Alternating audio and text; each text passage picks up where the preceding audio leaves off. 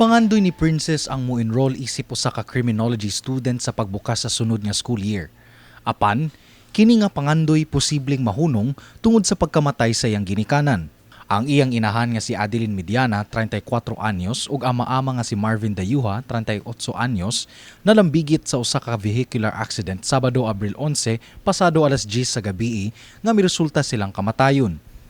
Samtang nagpaabot sa pag-uli sa ilang ginikanan, gikan sa trabaho aron magsalo sa ilang panihapon, sa wa damha, ang makakugang hinuon nga balita ang ilang nadawat. Daghan man sa akong manghod. Kay ako rin nagkonsensya kay ang mga bata di man ako mabiyaan kay mo man ibili nila.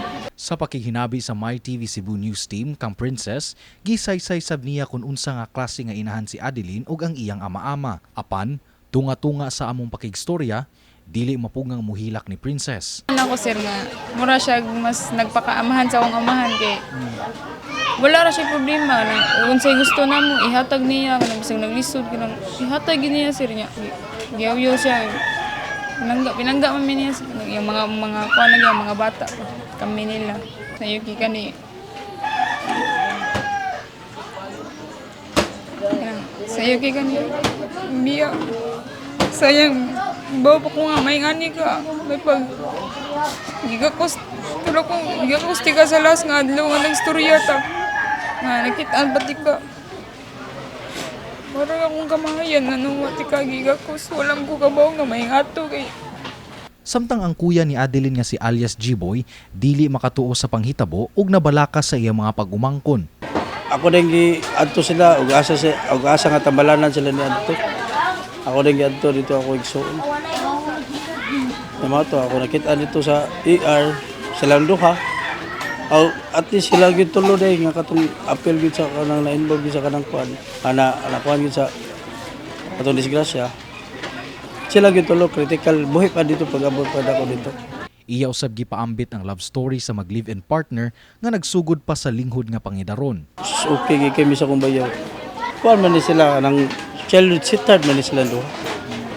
Gikan pag mga bata na siya ang kumanghod na menyo kanang menyo pagkuan ya kani siya dito sa siya Mindanao ni siya gikan pagkuan katong nagkabuwag sila sa pirmirong kapuyo sa kung kuan manghod kita sila nya din mato napaybaw siya nako nga na mao mana.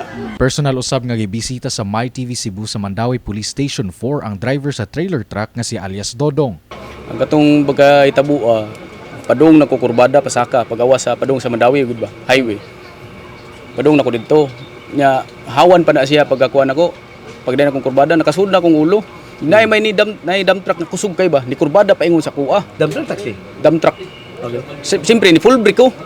Pag full brake nako mo ra may akong natigaman nga ang brake nako ni buto. Muto ni atras ang truck.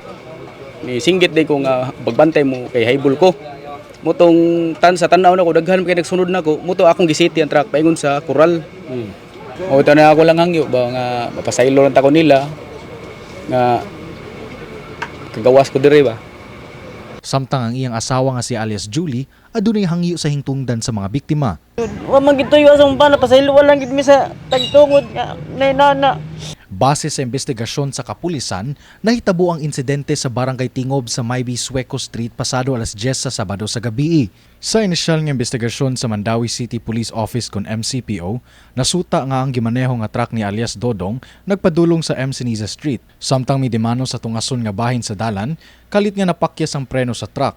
Tungod niini, miatras ang sakyanan ug nabanggaan ang motorsiklo nga gimaneho ni Dayuha nga anaa siyang tuo nga bahin ug ang laing motorsiklo nga gimaneho ni Larry Juan Bahita. Nakalasab atol sa aksidente ang angkas ni Bahita nga giila nga si Marilyn Coambot. Kasong reckless imprudence resulting to multiple homicide with damage to properties ang giatubang sa truck driver. Sa pagkakaroon ang mga kuan napaabot palagi ko sa kuan pero ang nakuanan gyud initially sa kuanan gyud upasaka gyud mi kaso. Kini si RD Morales alang sa MyTV Cebu.